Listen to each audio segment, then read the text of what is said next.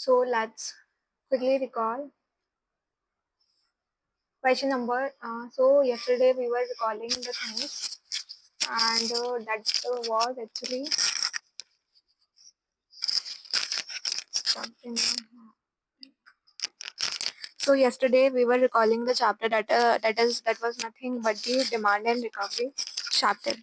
अब demand and recovery chapter में why I'm recording the same because I want to recap it in a very quick manner when I was reading it in a second time, because every time we can't cover the things in a very detailed manner every time. That's why I'm planning to revise from the same if I do not get proper time to revise IGT, because we know our. So without wasting any further delay, let's quickly recall question number 18 to onwards of the demand and recovery chapter. So क्या question क्या बोल रहा है simply कि Mohan enterprises is entitled है for exemption from tax under GST law. उसे exemption है, okay exemption है, तो however it collected tax from its buyer worth, अब बट फिर भी वो अपने बायर से 50,000 टैक्स कलेक्ट कर रहा है. जब एग्जाम्पशन है तो टैक्स क्यों कलेक्ट कर रहे हो? In the month of August it has not deposited, और फिर आप गवर्नमेंट को जमा भी नहीं करा रहे हो to the government. You are required to brief to Mohan Enterprises the consequence of collecting tax but not depositing the same with the government as provided under section 76. आपको consequences वगैरह बताने हैं इसके. तो देखो सबसे पहले क्या है कि इट इज मैंडेटरी है. It is what? It is mandatory. ये क्या है? बहुत ही ज्यादा मैंडेटरी है. क्या मैंडेटरी है? इट इज मैंडेटरी टू पे the amount collected from other person representing tax under GST law. अगर आप किसी पर्सन से टैक्स कलेक्ट कर रहे हो तो आपको गवर्नमेंट को उसे जमा कराना पड़ेगा. To the government, every person who has collected from any other person any amount as representing the tax under GST law and has not paid the same amount to the government shall forth with pay the said amount to the government irrespective whether the supply in respect of which such amount was collected are taxable or not. अगर collect किया तो government को जमा कराना पड़ेगा, फिर भले ही वो टैक्सेबल हो या नहीं हो. उसके बाद आता है हमारा next come for any such amount not so paid proper officer में इशू. अगर आपने कस्टमर से पैसा कलेक्ट किया है फॉर टैक्स और उसे जमा नहीं कराया है तो प्रॉपर ऑफिसर उस केस में आपको इशू कर सकता है शोकॉज नोटिस. प्रॉपर ऑफिसर आपको इशू कर सकता है show cause notice for the recovery of such amount as a penalty equivalent to the amount specified in notice. उसके बाद the proper officer shall after, फिर उसके बाद हम बोल रहे हैं कि proper officer shall after considering the representation if any made by the person on whom show cause notice is served determine the amount कितना due है from such a person thereupon and such a person shall pay the amount so determine along with the interest at the rate specified under section 50 from the date the amount was collected by him to the date amount is paid by him to the government. इस case में हम simply ये बोल रहे हैं कि देखो पहले तो एग्जाम वाले में आपको कलेक्ट नहीं करना था, कलेक्ट किया तो गवर्नमेंट को जमा कराओ. ये लाइन लिख रखी है whether the supplies in respect of such amount collected are taxable हो या नहीं हो. For any such amount not so paid, अगर कोई ऐसा अमाउंट है प्रॉपर ऑफिसर इशू कर सकता है आपको. क्या प्रॉपर ऑफिसर सिंपली इशू कर सकता है? क्या? Show cause notice for the recovery of.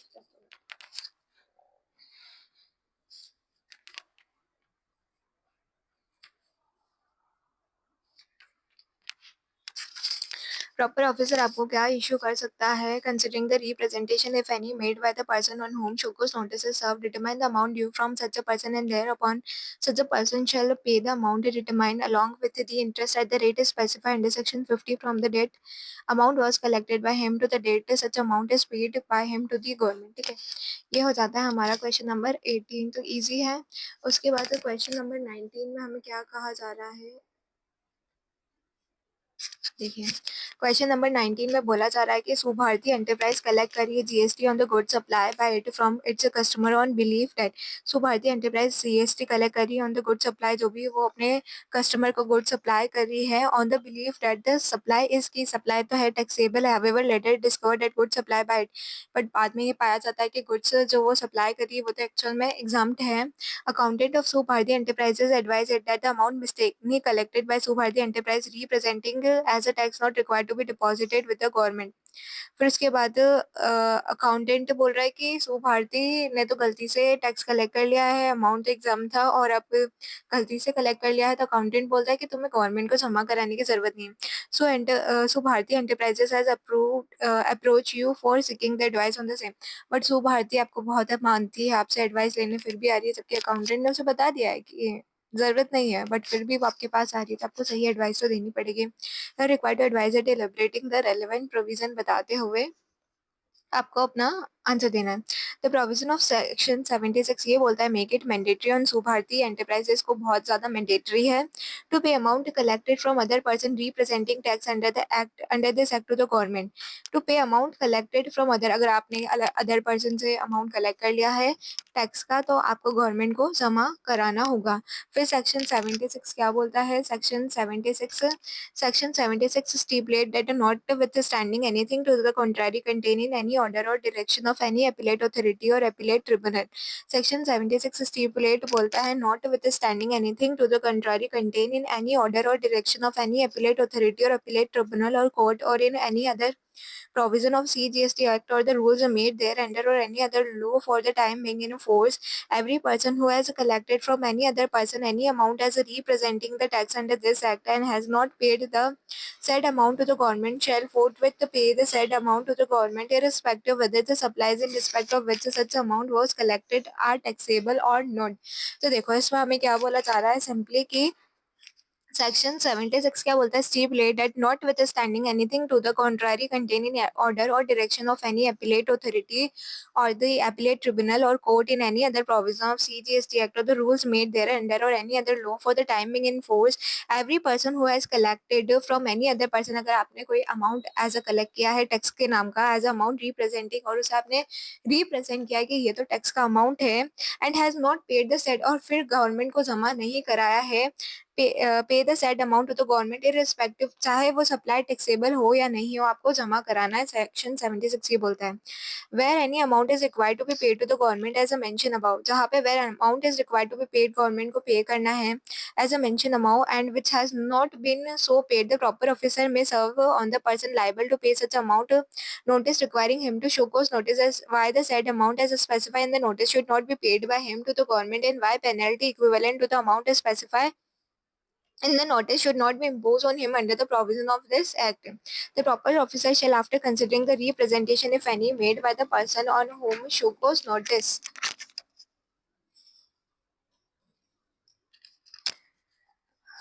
show cause notice is served, determine the amount due from such a person, and thereupon such a person shall pay the amount so determined. The person who has collected any amount as a representing tax but not deposited the same with the government shall, in addition to paying the said amount determined by the proper officer, shall also be liable to pay interest thereon. Interest is payable at the rate specified under section 50. Interest is payable from the date such amount was collected by him to the date such amount is paid by him to the government. The proper officer shall issue an order within 1 year, including excluding the period of stay order. अगर stay order आ जाता है तो उसको exclude करना, यहाँ से आपको MCQ में देखने को मिलेगा सब्सिक्वेंटली जब हम एमसीक्यू का भी डिस्कशन करेंगे। And from the date of issue of notice the proper officer in his order shall set out the relevant facts and the basis of his decision. उसके बाद आता है हमारा क्वेश्चन नंबर 20। आई थिंक कि आपको question number 19 समझने में कोई डिफिकल्टी नहीं होगी, इजी क्वेश्चन है। बस प्रोविजन को लिख रखा है सिंपली। देखो क्वेश्चन नंबर 20 में क्या बोला गया है? क्वेश्चन नंबर 20 में सिंपली हमें ये बोला गया है ब्रीफली डिस्कस कीजिए the modes of recovery of tax available to the proper officer. Briefly आपको क्या करना है? What you need to do is briefly discuss the modes of recovery of tax available to the proper officer. The proper officer may recover the dues in a following manner. Proper officer क्या है? Discuss briefly what are the modes of recovery of tax available, मतलब अगर आपने tax पे नहीं किया है तो प्रॉपर ऑफिसर के पास क्या मोड्स है, क्या तरीके हैं जिससे वो आपका सिंपली क्या करेगा? रिकवरी की वसूली कर लेगा टैक्स की, अगर आप नहीं दे रहे हो तो देखो वो simply the proper officer may recover, ये हमने कंसेप्ट में भी पढ़ा था। तो proper officer may recover the dues in the following manner. वो डिडक्शन करेगा dues from the amount owned by the tax authority payable to such a person, जो टैक्स अथॉरिटी को उस पर्सन को देने हैं उसमें से वो डिडक्ट करके उसमें से काट कुटा के वो रिकवरी करने की कोशिश करेगा। Recovery by detaining and selling any goods belonging to such a person, से गुड्स बिलोंग करते तो उस उन गुड्स को रख लेगा, अपने पास डिटेन कर लेगा या बेच देगा। रिकवरी कैसे कर सकता है? रिकवरी करने के और भी तरीके हैं। Recovery from other person from whom money is due, मतलब उसका डेटर या उससे जिससे पैसा आने वाला है उसके थ्रू रिकवरी कर सकता है। Recovery from other person from whom money is due और may become due to such a person और होल्ड्स और may subsequently hold money for on account of such a person to pay to the credit of the central और state government. Garnishee proceedings करके भी वो amount को recover कर सकता है। The important keyword is garnishee proceedings which we need to write in examination. I am telling you that I will going to write this garnishi proceedings words in the examination if the question comes like कि proper officer कैसे recovery वगैरह कर सकता है from the tax person से। या फिर हम क्या कर सकते हैं, डिस्ट्रेन एनी मूवेबल या फिर इमूवेबल प्रॉपर्टी जो कि उस बिलोंग करती है उस पर्सन से until the amount payable is paid. If the due is not paid with in 30 days में अगर ड्यूज पे नहीं किया गया है then the said property is to be sold and with the proceeds of such a sale the amount payable and the cost of sale shall be recovered. उसके बाद हम बोलेंगे कि this one is the same question. Okay, तो अब आपको screen को थोड़ा ऐसे कर देना बिकॉज मैंने शायद इसको इस तरीके से क्लिक कर दिया है। उसके बाद ई पॉइंट क्या कवर कर रहा है, through the collector of district in which such a person owns any property और reside. Through the collector of the district के थ्रू हम in which such a person owns any property, उसकी property उस district में है, decide carries on his business as if it was an arrear of land revenue से arrear आया तो इस तरीके से कलेक्ट कर सकते हैं। And by way of application to the appropriate magistrate who in turn shall proceed to recover the amount if it were a fine imposed by him। और किस तरीके से कलेक्ट कर सकते हैं, by way of an application to the appropriate magistrate who in turn shall proceed to recover the amount if it were a fine imposed by him, by enforcing bond instrument executed under this act or any rules or regulation made thereunder, and CGST arrears can be recovered as an arrear of SGST and vice versa से इस तरीके से। these are the modes of recovery by the proper officer। उसके बाद हमारे पास आ जाता है next question and the next question is nothing but the question number 21।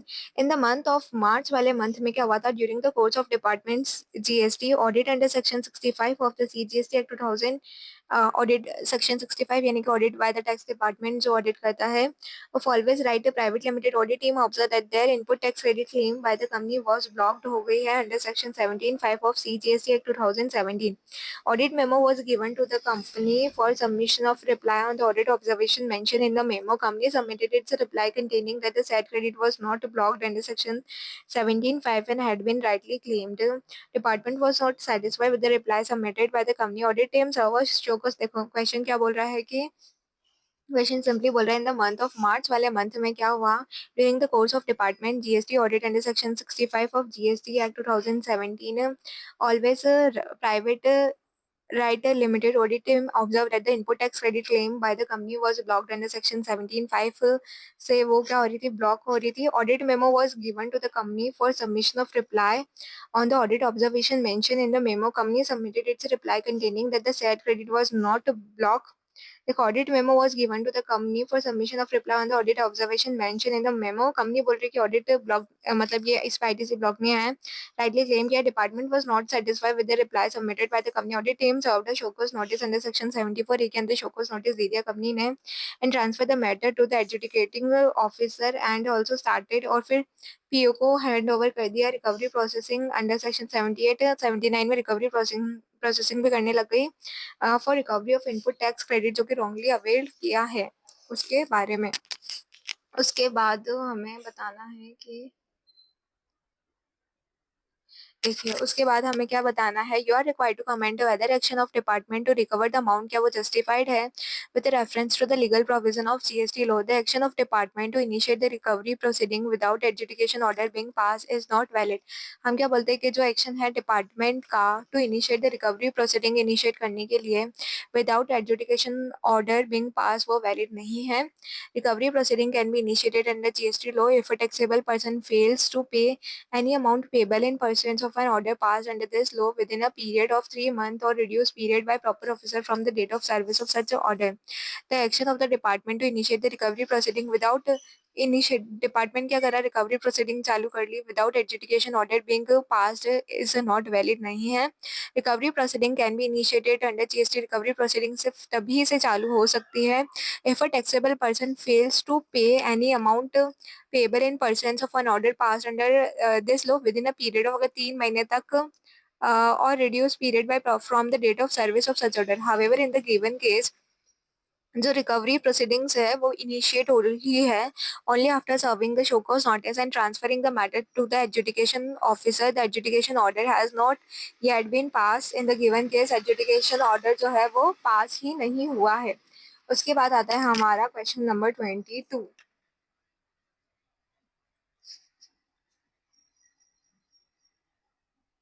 देखिए इसमें थोड़ा सा ब्लड दिखेगा। Question number 22, payment of tax in installment. हमें याद है ना, हमने कंसेप्ट में पढ़ा था कि 24 मंथ तक की इंस्टॉलमेंट अलाउ होती है, उसमें भी अगर कोई बीच में एरियर कर दिया तो फिर there will be no installment. और इंस्टॉलमेंट के लिए हमारे पास एक और अमाउंट था कि 25,000 से कम का नहीं होना चाहिए। ये चीज़ें हमें थोड़ी बहुत कंसेप्ट से याद है। तो describe the provision of the payment of tax and other amount in installment under section 80 of the CGST Act 2017। Also discuss under what circumstances such a payment facility shall not be allowed. तो on application filed by taxable person, application file करेगा कि commissioner में for reason to be recorded in the writing allow payment of tax and other amount due by such a person in maximum 24 monthly installment मिल सकती है। क्योंकि हम application file करें कि हम पैसा जो है पेमेंट करेंगे टैक्स का इंस्टॉलमेंट में on a payment of interest and subject to prescribe condition and limitation. If there is a default in a payment of any one installment, अगर कोई किसी तरीके का डिफॉल्ट हो जाता है इन पेमेंट ऑफ एनी एक इंस्टॉलमेंट भी अगर नहीं चुकाई on a due date, then the whole outstanding balance shall become due and payable. आपको इमीडिएटली पे करना पड़ेगा। Facility of payment of instalment फिर उसके बाद अलाउ नहीं होगा, एंड उसके बाद नहीं अलाउ का नोट भी अलाउ इफ अगर टैक्सेबल पर्सन ऑलरेडी डिफॉल्ट किया on a payment of any amount under GST law for which the recovery process is on. अगर पहले ही डिफॉल्ट कर दिया on payment of any amount under GST law for which जिसके लिए recovery process है on, and taxable person has not allowed to take make a payment installment preceding, पिछले साल नहीं मिला तो इस साल भी नहीं मिलेगा। Amount for which installment facility sort is अगर लेस देन 25,000 है तो फिर टैक्स का अमाउंट लेस देन 25,000 है तो भी आपको इंस्टॉलमेंट का फायदा नहीं मिलेगा। अमाउंट पेबल अगर सेल्फ असेस टैक्स है तो उस केस में भी ये ऑप्शन अवेलेबल नहीं होगा। उसके बाद transfer of property to be void in certain cases. Mister Arihant जो है, उसके बाद हमें बोला जा रहा है कि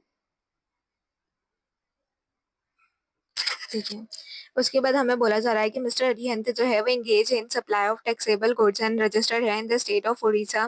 अ demand notice under GST law of 50 lakh is served on him on a 5th April. On a 10th April, despite having knowledge of said notice, Mr. Arihant transferred his ancestral property located in Punjab in the name of his wife Soma for a consideration. Okay, just a minute, just wait for a while. देखिए इसमें हम क्या बोल रहे हैं कि question number 23 में this is the last question of demand and recovery as per CA Surendra Mittal sir book. Mister Arihant is engaged in supply of taxable goods and registered in the state of Orissa.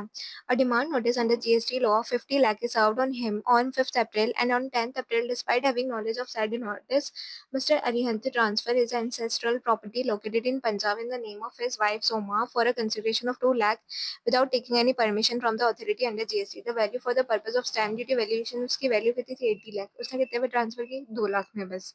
Subsequently filed a reply to the demand notice on 15th April stating that he would not be able to pay the amount of tax demand in the notice due to distress, कि उसकी financial condition तो काफी ज्यादा खराब है, इस वजह से वो पे नहीं कर सकता है दी अमाउंट, कि उसकी फाइनेंशियल कंडीशन तो काफी ज्यादा खराब है और इसकी वजह से वो पैसा नहीं चुका सकता है। डिटरमाइन करना है हमें the validity of the act and of transferring of, क्या वो प्रॉपर्टी ट्रांसफर कर सकता है क्या by mister Arihant to his wife. जो उसने प्रॉपर्टी ट्रांसफर की है 50 लाख की प्रॉपर्टी को 2 लाख में दिखा रहा है to his wife Soma under the provision of GST law, हमें बताना है। सेक्शन 81 ऑफ the CGST Act 2017 stipulate what where a person after any amount has become due from him create a charge on or part with the property belonging to him on his possession by way of sale, mortgage. exchange, or any other mode of transfer whatsoever of any of his property in a favor of any other person with the intention of defrauding the government revenue, such a charge or transfer shall be void as against any claim in respect of any tax or any other sum payable by the said person. However, such a charge or transfer shall not be void if it is, देखो सबसे पहले section 81 सबसे पहले हमें जो बोला जा रहा है वो ये बोला जा रहा है कि सेक्शन 81 ऑफ सीजीएसटी एक्ट 2017 क्या बोलता है, stipulates where a person after any amount has become, अगर उसके ऊपर कोई अमाउंट ड्यू है from him create a charge or part with the property belonging to him or in his possession by way of sale, mortgage, exchange or any other mode of transfer whatsoever of any of his property in favor of any other person with the intention of defrauding the government revenue, such a charge or transfer, वो सारा जो इसने transfer वगैरह किया वो shall be void हो जाएगा. void यानी कि void स्टार्टिंग से void हो जाएगा as against any claim in respect of any tax or any other sum payable by the said person. However, such a charge or transfer shall not be void if it is made for adequate consideration. अगर वो adequate consideration में, good faith में, without notice of pendency of such a proceedings में करता, तब वो void नहीं होता under this act or without notice of such a tax or such a sum payable by the said person or with the previous permission of the proper officer. In view of the above provision, in the given case, transfer of property by Mr. Arihant to his wife Soma is void and the property will still be considered in the hand of Arihant के हाथों में ही माना जाएगा under GST law for the purpose of recovery of dues under GST from him. तो ये हो गया हमारा डिमांड एंड रिकवरी चैप्टर. हमने इसको आई थिंक 3 पार्ट्स में, क्वेश्चन तो ओनली 23 है बट मैंने इसको इतना ब्रेक कर करके पढ़ा है and I break it in 4 video to revise the content when I was reading, whenever I will read it for the second time. And after that we need to cover offenses, penalty, advance ruling, appeal revision. Appeal revision is very important chapter, I must say. And liability to pay in a certain cases, the whole block which I told you to cover in my very first clip, that I need to cover demand and recovery, offenses, penalty, liability to pay in a certain cases, miscellaneous chapter, appeal and revision, advance ruling, assessment and audit, and offense, and search, inspection, search and seizure. This is simply in my list to cover it very fast in IDT curriculum. So I will quickly sharing about my next